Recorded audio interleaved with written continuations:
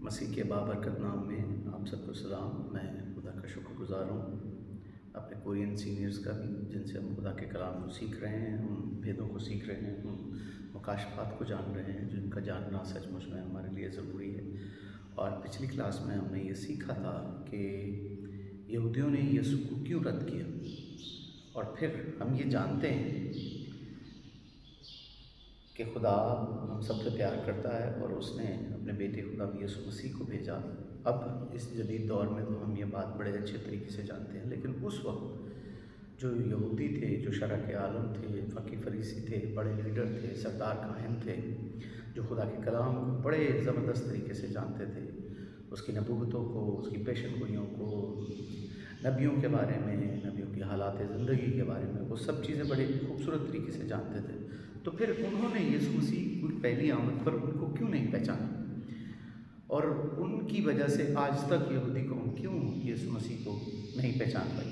تو ہم سب سے پہلے یہ سمجھنا ضروری ہے کہ یسوع مسیح کو انہوں نے رد کیوں کیا، اور پھر یہ بھی ہمارے لیے یہ ضروری ہے کہ ہم بائبل مقدس کو جانیں، سمجھیں اور کوئی بہتر طریقہ تلاش کریں جس کے وسیلے سے ہم خدا کے بیٹے خدا یسوع مسیح کی پہچان میں بڑھ سکیں۔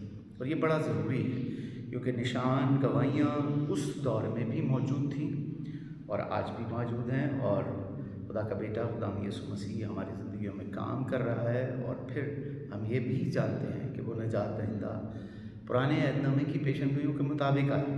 پالوس رسول بھی اس کی وضاحت کرتا ہے، اور پہلا کرنتھیوں اس کا 15 باب اس کی 3 سے 4 آیت میں پالوس یہ بتاتا ہے، چنانچہ میں نے سب سے پہلے تم کو وہی بات پہنچا دی جو مجھے پہنچی تھی کہ مسیح کتاب مقدس کے مطابق ہمارے گناہوں کے لیے ہوا اور دفن ہوا، اور تیسرے دن کتاب مقدس کے مطابق جی اٹھا۔ اس میں جو سب سے اہم بات ہے وہ ہے کتاب مقدس کے مطابق۔ اس کا مطلب ہے اس سے پہلے جتنا کچھ بھی بتایا گیا تھا وہ خدا کے بیٹے خدا یسوع مسیح کے بارے میں بتایا گیا تھا، اور ہماری یہ ذمہ داری ہے، ہم بخوبی جانتے ہیں، کلیسیا کو سکھانے کی ذمہ داری ہے ہمارے پاس، اور ہم جانتے ہیں کہ خدا کے بیٹے خدا یسوع مسیح کی پہلی آمد جو ہے وہ کتاب مقدس کے مطابق ہوئی، اور دوسری آمد بھی کتاب مقدس کے مطابق ہی ہے۔ اس کا جی اٹھنا، اس کا صلیب پر مصلوب ہونا، اس کی پیدائش، سب خدا کے کلام کے مطابق ہے۔ اور ہم پریویس کلاسوں میں یہ سیکھ چکے ہیں کہ یسوع مسیح پیشن گوئیوں کے مطابق کیا، اور پیشن گوئیاں پوری کرنے کی ہر وقت اس کو فکر تھی اور وہ پوری ہوئی، اور نبوتوں ہی کے وسیلے سے وہ نجات دہندہ کہلایا اس کے۔ لیکن اس وقت جو یہودیوں کا رویہ اور ریئیکشن تھا وہ کیسا تھا؟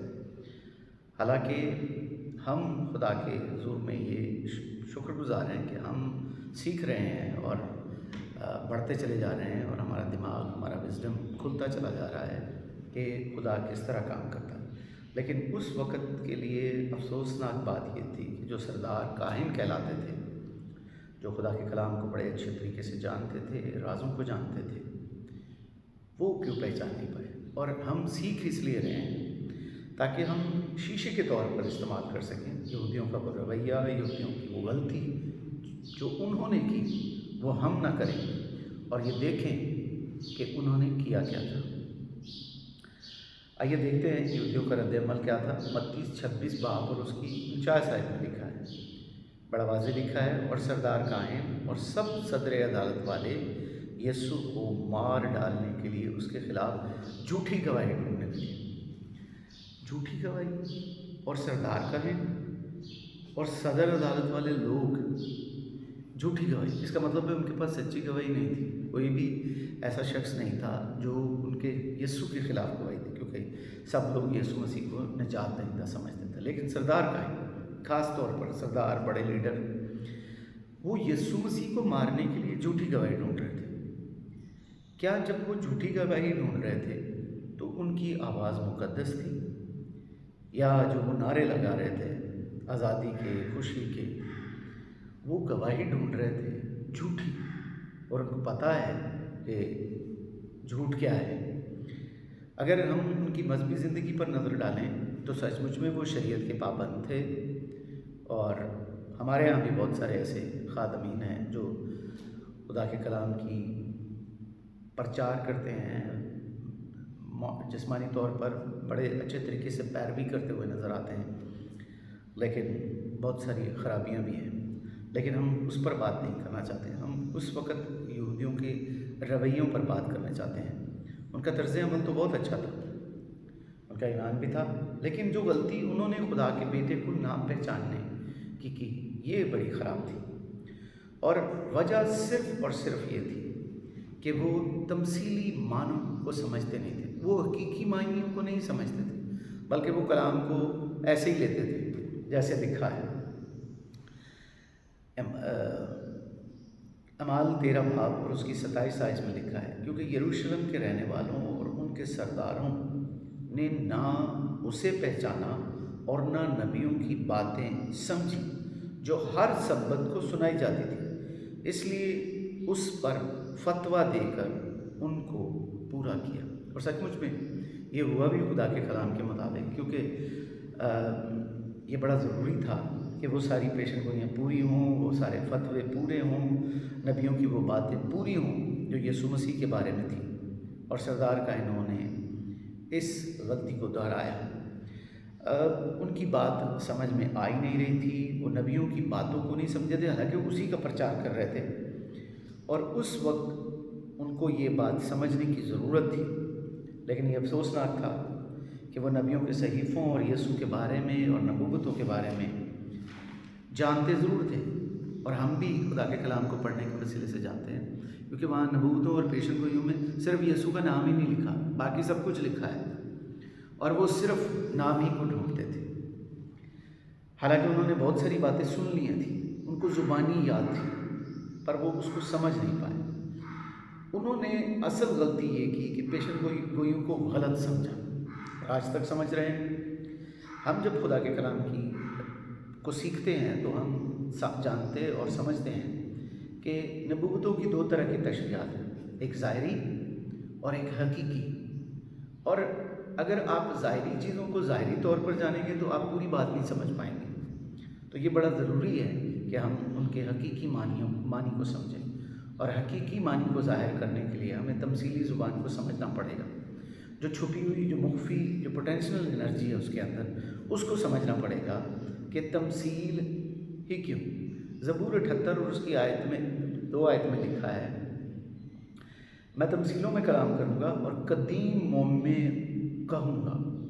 सचमुच में आने वाले दौर की बातें तमसीलों में, और जितने लोग तमसीलों को समझेंगे वो जान जाएंगे। इसलिए तमसीलों के असल मानी को समझना बड़ा ज़रूरी है, और हमें तमसीली ज़ुबान सिखाई जा रही है। ये हमारी खुशकिस्मती है कि हम इन तमसीली मानों को सीख रहे हैं। जैसे पुराने अहदनामे में बर्रे का जिक्र किया गया था, और ये बताया गया था कि ये बर्रा तमाम जहान के गुनाहों को उठा लेगा।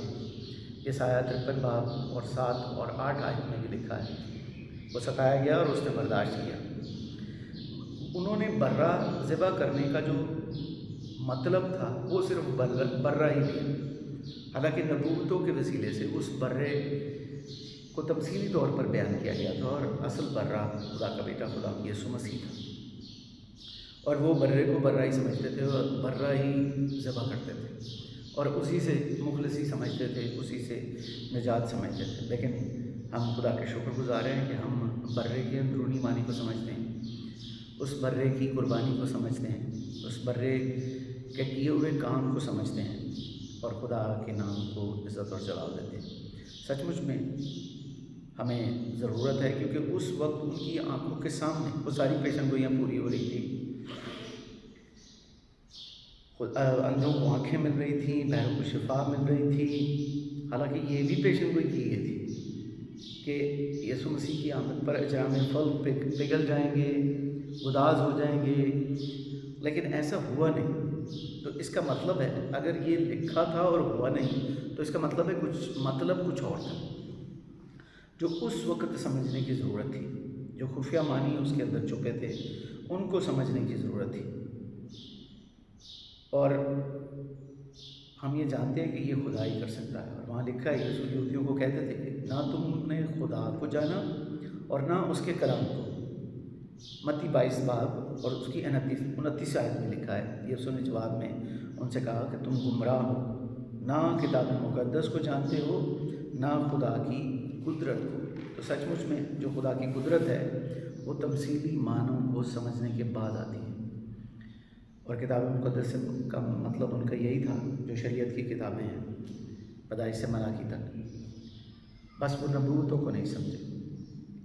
خدا نے مسیح کے ذریعے بادشاہی کی منادی نبوت کی ساری قومیں نجات پائیں گی، اور بادشاہی کی منادی کرتے ہوئے کھلے کلام سے نہیں بلکہ تمثیلوں سے بات کی اور بادشاہی کو بیان کیا، مگر تمثیلوں میں۔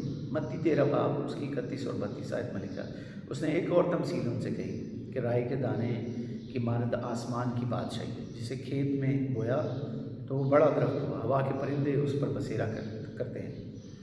تو اگر بادشاہی رائے کے دانے کی مانند ہے، میں تمثیلی معنی کے اندرونی بات کو سمجھانے کے لیے یہ بات کر رہا ہوں، یہ تمثیل بیان کر رہا ہوں۔